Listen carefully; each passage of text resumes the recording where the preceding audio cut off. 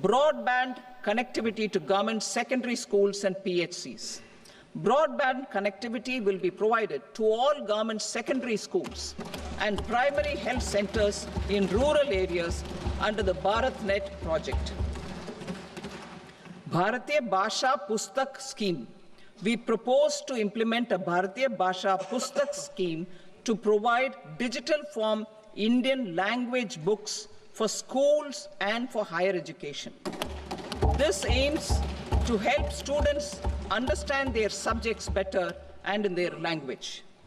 National Centers of Excellence for Skilling. Building on the initiative announced in the July 24 budget, 5 national centers of excellence for skilling will be set up with global expertise and partnerships to equip our youth with the skills required for Make for India, Make for the World manufacturing. The partnership will cover curriculum design, training of trainers, and a skills certification framework and periodic reviews. Expansion of capacity in IITs. Total number of students in 23 IITs has increased 100% from 65,000 to 1.35 lakh in the past 10 years.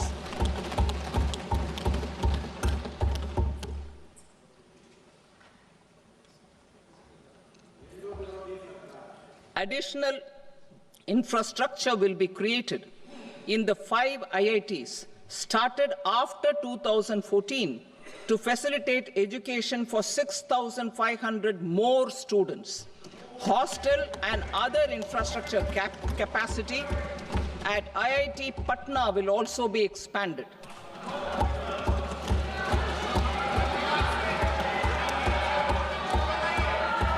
Center of Excellence.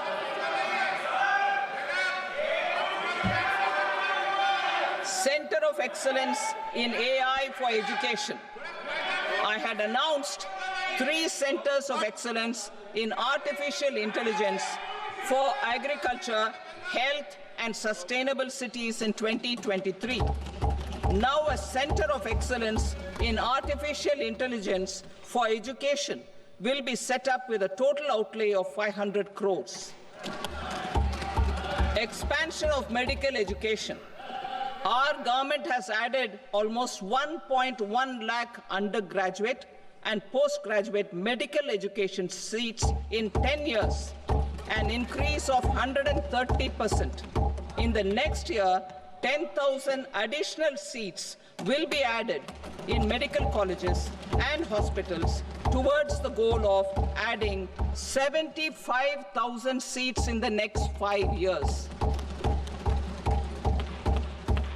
Daycare cancer centers in all district hospitals. Our government will facilitate setting up of daycare cancer centers in all district hospitals in the next 3 years.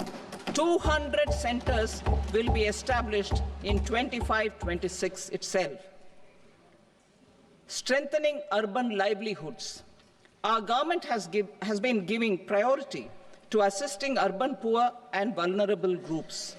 A scheme for socio-economic upliftment of urban workers will be implemented to help them improve their incomes, have sustainable livelihoods, and a better quality of life.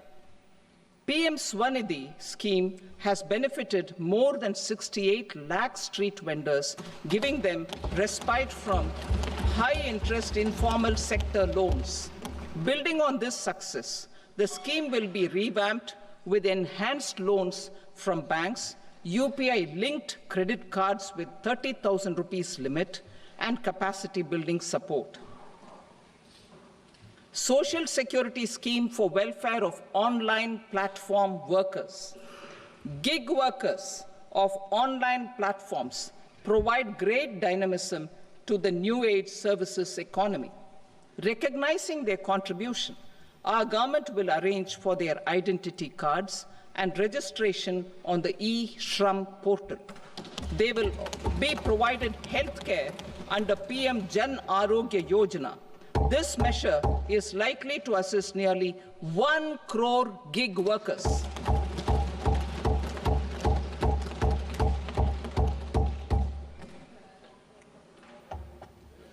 Investing in the economy, public-private partnership in infrastructure. Each infrastructure-related ministry will come up with a 3-year pipeline of projects that can be implemented in PPP mode. States will also be encouraged to do so and can seek support from the India Infrastructure Project Development Fund, which is a scheme to prepare PPP proposals. Support to states for infrastructure. An outlay of 1.5 lakh crore is proposed for the 50-year interest-free loans to states for capital expenditure and incentives for reforms. Building on the success of the first asset monetization plan announced in 2021, the second plan for 2025 to 30 will be launched to plow back capital of 10 lakh crore in new projects. Regulatory and fiscal measures will be fine-tuned to support the plan. Jal Jeevan Mission. Since 2019, 15 crore households representing 80% of India's rural population have been provided access to portable tap water connections.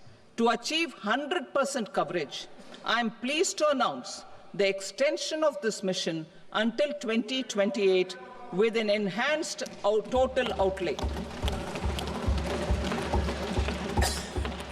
The mission's focus will be on the quality of infrastructure and O&M of rural piped water supply schemes through Jan Bhagidari.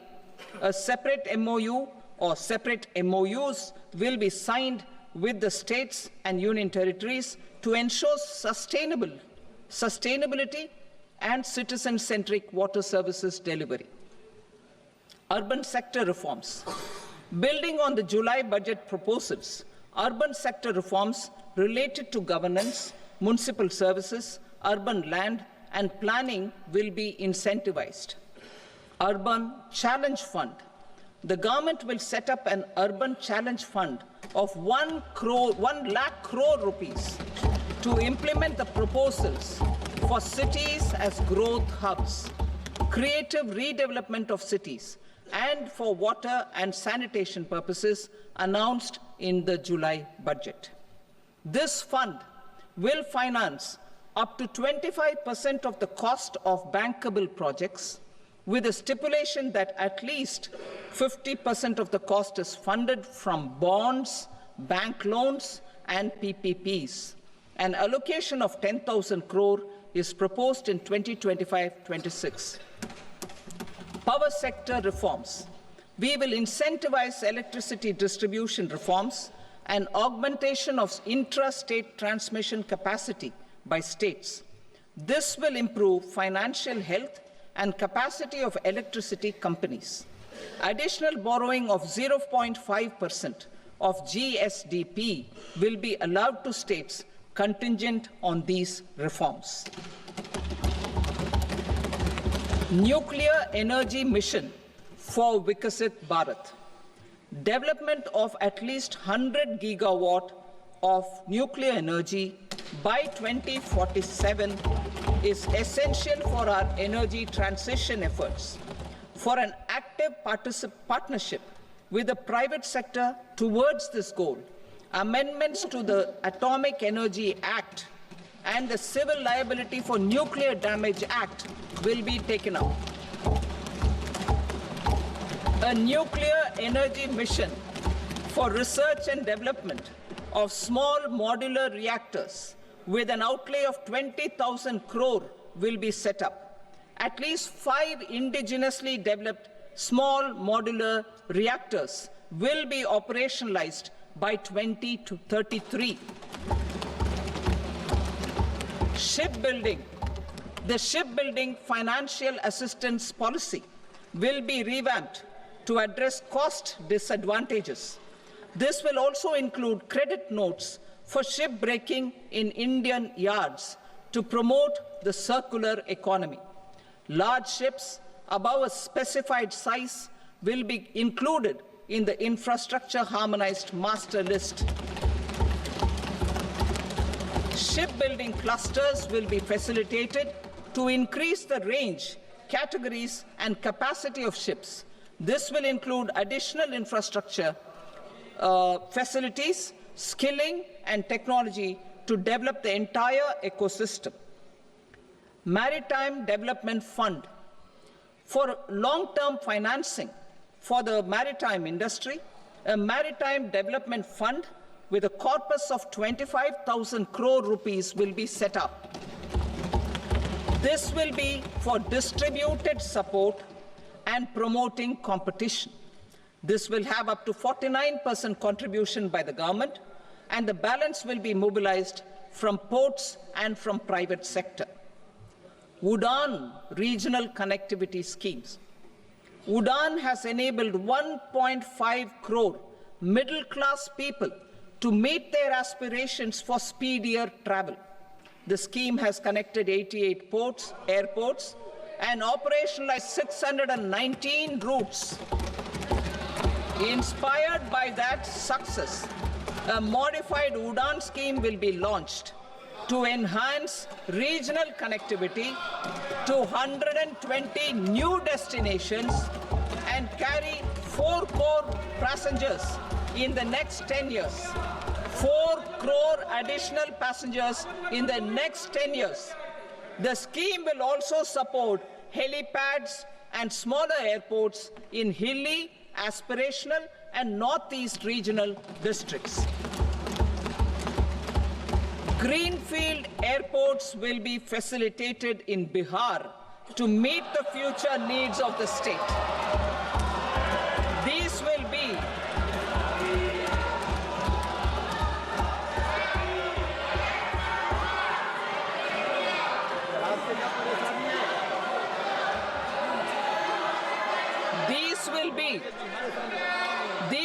be in addition to the expansion of the capacity of Patna Airport and a brownfield airport in Beta.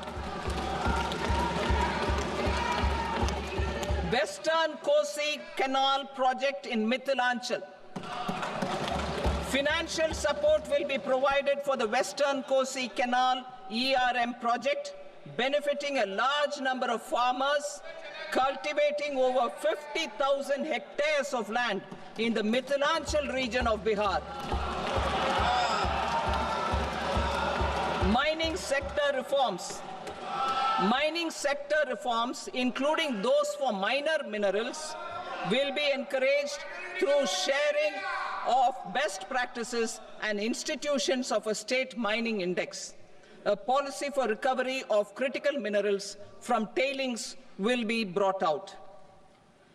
Under the special window for affordable and mid-income housing, SWAMI, 50,000 dwelling units in stressed housing projects have been completed and keys handed over to home buyers. Another 40,000 units will be completed in 2025, further helping middle-class families who are paying EMIs on loans taken for apartments while also paying rent for their current dwellings. Building on this success, SWAMI Fund 2 will be established as a blended finance facility with contribution from the government, banks, and private investors. This fund of 15,000 crore rupees will aim for expeditious completion of another 1 lakh units.